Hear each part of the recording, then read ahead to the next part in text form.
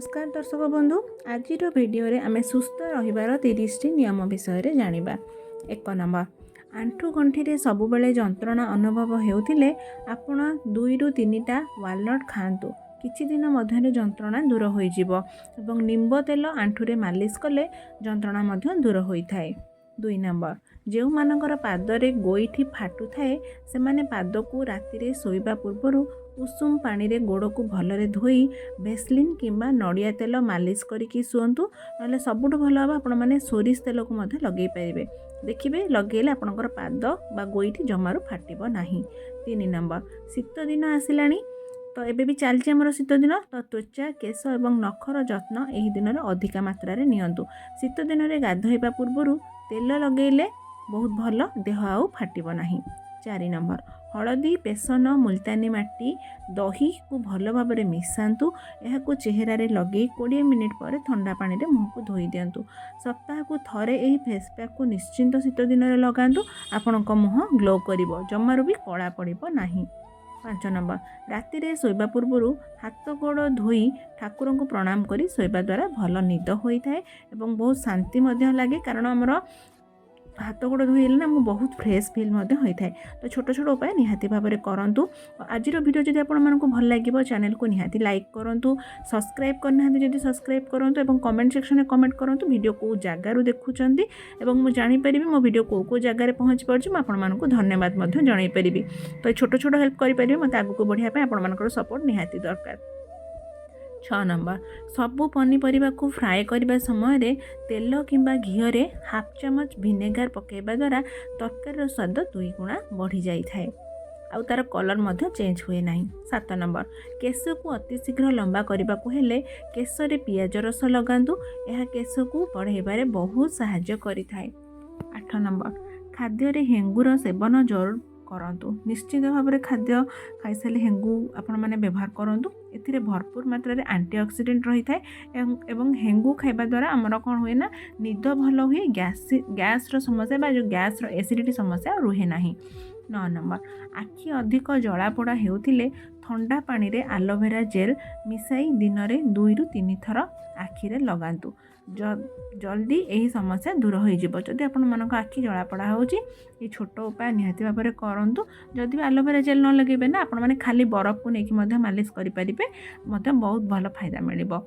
10 number भजा बुट भजा चना भजा बादाम एवं भजा मटर खातु यह शरीर को अधिक शक्ति जगाई थाए एवं आपको बहुत एनर्जेटिक लगे कारण बुट चना सबू जिनस भरपूर मात्रा प्रोटीन भरिकी रही थाए। बादाम आ मटर में निहाती भाव में आपण मैंने सेवन करूँ। छोट छुआ मानक भी दिंतु बड़ मैंने वयस्क मैंने समस्ते निहाती खातु शीत दिन तो निहाती भाव में खातु यह बहुत आम शरीर को हेल्प करें। 11 नंबर गर्भवती महिला माने 7 रु 9 मास मध्य शारीरिक संपर्क रखिबा अनुचित अटे यह शिशु उपरे अधिक खराब प्रभाव पकई थाए।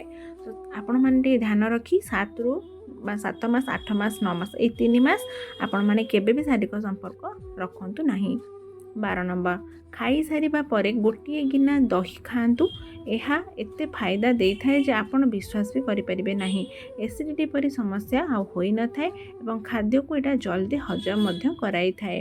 दही मध्य बहुत बैलेंस डाइट प्रोडक्ट जहाँकि आमर हेल्थ पई मध्य बहुत भल आम शरीर पई तो एटा बहुत लाभदायक होता है। 13 नंबर उषुम क्षीर रे दालचीनी पाउडर एवं अल्प महू मिसई पीले शरीर दुर्बलता दूर होता है। जदि टिके काम करी आपण मानक अधिक हालिया लगु थाए तेबे एहाकू निश्चित भाव में सेवन करंतु आपण मानक भल फायदा मिलिबो। दालचीनी रे बहुत मात्रा रे हमर एंटीऑक्सीडेंट गुण रही था जहाँकि आम शरीर पे बहुत जरूरी एवं बहुत मात्रा रे हम बॉडी के एनर्जेटिक करी थाए।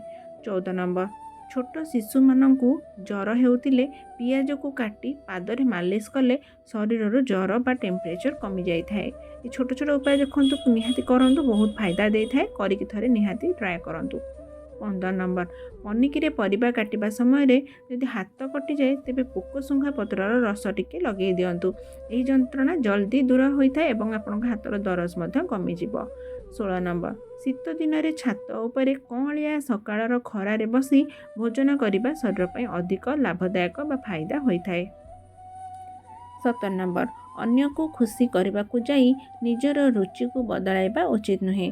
जेमितिक जड़े आमिष खावाई चाहू नथिबे किंतु अन्य पई जदि ताकू खाइबा को पड़े तेबे यह ठीक कार्य होई न थाए। तेणु आपण मैंने केबे भी काहाकू बाध्य मध्य करेंगे नहीं कि काहाकू फोर्सफुली कौन जिनस करेंगे नहीं। जार जहाँ इच्छा ताकू सेटा करने को ही दिंतु। 18 नंबर, राति रे टाइट ब्रा पिंधिकी शोइबा द्वारा ब्रेस्ट कैंसर हेबार अधिका संभावना रही है। छाती रे जंत्रणा मध्य अधिका होता है। एपरी समस्या मध्य देखा जाता है। तेणु आपण मैंने ब्रा को बदली करी निहाती भाव राति रे शुअंतु।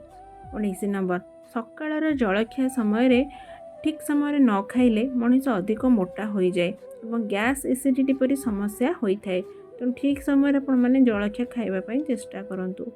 20 नंबर, राति अनिद्रा हेबा उचित नुहे। यह द्वारा शरीर दुर्बल होगा सहित आखि तल कला पड़ी थाए।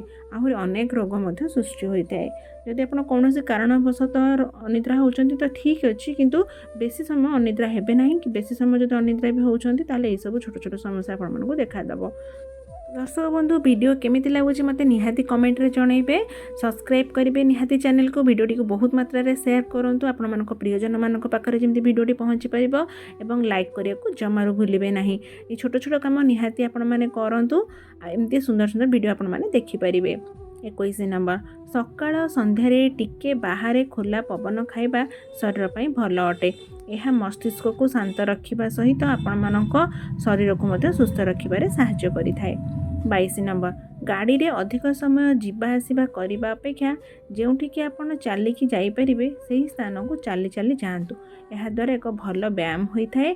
गोड़ हाथर रक्त संचालन भल रुहे, आपण मानक फ्री मध्य लगे और शरीर पे बहुत भल होता है। 23 नंबर, जो ऋतु रे जो फल पनीपरिबा होता है सही फल पनीपरिबा आपण माने खाआंतु बा खाइबा भी उचित। जेमिति कि खरा दिन में आंब पणस तरबुज अमृतभंडा इत्यादि, शीत दिन में जहाँ फल और वर्षा दिन में जो फल सब आवेलेबल होची ताको आपण माने निहाती भाव में सीजनरी फ्रूट्स खाआंतु।